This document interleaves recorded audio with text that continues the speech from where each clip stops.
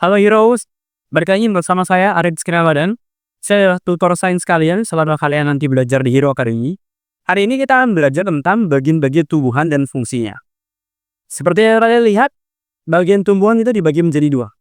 Kalau seperti kita tahu, tumbuhan itu seperti rumah dengan dua lantai, dengan basement dan juga main unit rumah. Jadi, ada dua bagian dari rumah yang kita bisa analogikan inilah adalah bagian dari tumbuhan. Nah, tumbuhan ada yang di atas tanah dan juga ada yang di bawah tanah. Yang di bawah tanah adalah root system, sedangkan yang di atas tanah adalah shoot system. Root system itu terdiri dari akar, sementara shoot system banyak terdiri dari batang, daun, buah. Yang pertama yang akan kita bahas adalah akar. Jadi, akar ini punya 3 fungsi utama. Yang pertama adalah sebagai storage atau penyimpan makanan. Yang kedua, dia tugasnya menyerap. Dan yang pertama adalah sebagai fondasi. Seperti yang tadi Mr. Arif bilang, fondasi yang dimaksud adalah akar ini membantu agar tanaman tetap tumbuh tegak dan tidak jatuh ataupun hanya apabila terkena gerusan air. Jadi, akar ini menjaga supaya tanaman tetap tegak dan juga tetap pada tempatnya. Kemudian yang kedua adalah, fungsi kedua dari akar adalah absorb atau menyerap air. Jadi, akar ini nanti akan menyerap nutrisi-nutrisi dan mineral-mineral yang terkandung di dalam tanah. Jadi, bagaimana tumbuhan ini dapat memiliki makanan dan juga sumber mineral, itu dia ngambil dari dalam tanah melalui akar. Dan yang ketiga adalah store atau keep food. Jadi, beberapa tanaman, akarnya itu bisa dimanfaatkan dan juga bisa kita makan.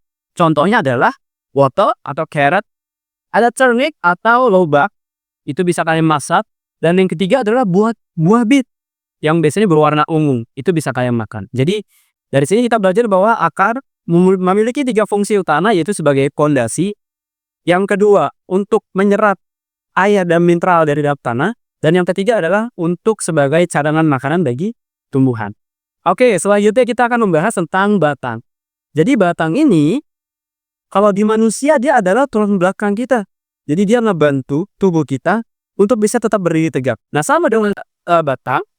Batang ini membantu tanaman supaya berdiri tegak. 2 fungsi utama pada batang adalah support, supaya dia bisa tanamannya tetap berdiri tegak. Yang kedua adalah transport.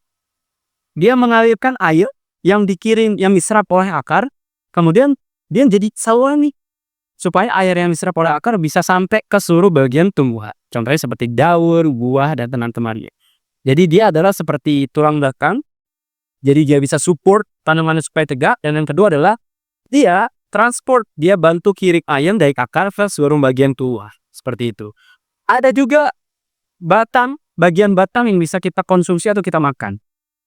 Contohnya adalah ada kentang, potato, sama ginger atau jahe. Ini bisa kalian konsumsi. Kentang mengandung banyak karbohidrat, bagus untuk energi. Ginger itu bisa bikin hangat kalau kalian sedang masuk angin atau flu. Oke, kita ke part ketiga dari shoot system atau bagian atas. Yang ketiga ini adalah daun atau leaves. Dia ini kalau di tumbuhan dia kayak dapur. Jadi dia bikin makanan banyak supaya tanamannya bisa makan. Nah, gimana kalau daun ini bikin makanan? Dia butuh 3 materi utama. Yang pertama adalah sun atau cahaya matahari. Yang kedua adalah air, water. Dan yang ketiga adalah air atau udara. Udara yang dibutuhkan di sini adalah karbon dioksida atau CO2. Akhirnya mereka bisa menghasilkan makanan. Nah, makanan ini yang nanti akan disebarkan ke seluruh bagian tumbuhan supaya tumbuhan bisa terus tumbuh dan berkembang. Ada banyak contoh tumbuhan yang daunnya bisa kita makan. Contohnya sawi, selada, kangkung, dan teman-temannya. Kalian bisa cari atau komen di bawah tanaman apa yang daunnya bisa kita makan. Yang ketiga kita akan membahas tentang bunga. Jadi bunga ini adalah penolong yang cantik. Kenapa cantik? Karena warnanya banyak macamnya. Jadi kayak ada bunga mawar warna merah, sunflower atau bunga matahari warna kuning, sama ada tulip yang warnanya pink. Nah, bunga ini fungsinya untuk sebagai tempat reproduksi bagi tanaman. Tanaman tidak bisa berkembang biak tanpa bereproduksi. Makanya dia butuh organ reproduksi, yaitu adalah bunga. Bunga itu bisa bereproduksi secara alami dengan bantuan angin atau dengan bantuan hewan. Contohnya, di sini ada 2 hewan yang biasanya membantu tumbuhan agar bisa berkembang biak. yaitu ada lebah dan juga kupu-kupu. Kupu-kupu ini dan lebah, dia akan mengambil nektar yang ada pada bunga. Ketika mengambil nektar, pollen atau serbuk yang ada di dalam bunga itu akan menempel pada kaki. Ketika lebah dan kupu-kupu itu terbang ke tanaman lain atau ke bunga lain, serbuk-serbuk yang tadi nempel di kakinya itu akan jatuh di dalam bagian tumbuhan lain. Akibatnya mereka akan membentuk buah dan akan menghasilkan biji, serta menghasilkan tumbuhan yang baru. Yang keempat, selanjutnya yang keempat adalah buah. Nah, ini sering kita jumpai di supermarket, di taman. Buah ini bisa kita makan, bagian tumbuhan yang paling sering kita makan karena mengandung banyak vitamin dan juga mineral. Di fungsi buah adalah untuk menjaga biji. Oke, yang keempat adalah buah. Buah adalah bagian tumbuhan yang paling sering kita makan. Kenapa? Karena buah memiliki warna yang cantik dan juga memiliki banyak vitamin. Buah fungsinya adalah untuk menjaga biji agar tetap terlindungi. Kemudian buah juga seperti yang kakak bilang tadi, buah mengandung banyak vitamin. Jadi sangat baik bagi tubuh kita untuk konsumsi banyak buah dan juga sayur. Nah, ini contoh-contoh buah, ada apel, ada anggur, ada pisang. Mereka adalah buah-buah yang melindungi biji di dalamnya. Oke, yang terakhir adalah biji.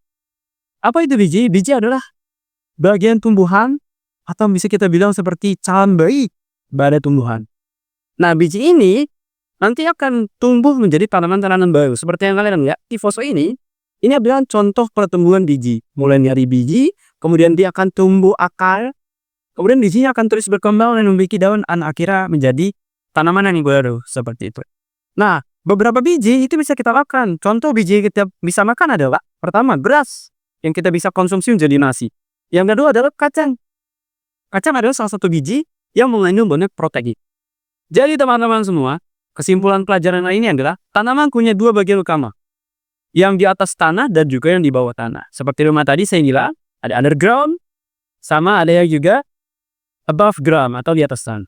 Yang di atas tanah itu ada batang, daun, bunga, buah, dan juga biji. Sementara yang di dalam tanah itu ada akar. Mereka punya fungsi masing-masing. Yang seperti tadi sudah kakak jelaskan. Semoga dengan menonton video ini kalian bisa memahami dan mendapatkan banyak ilmu. Thank you guys for watching. Let's grow up together with Hero Academy.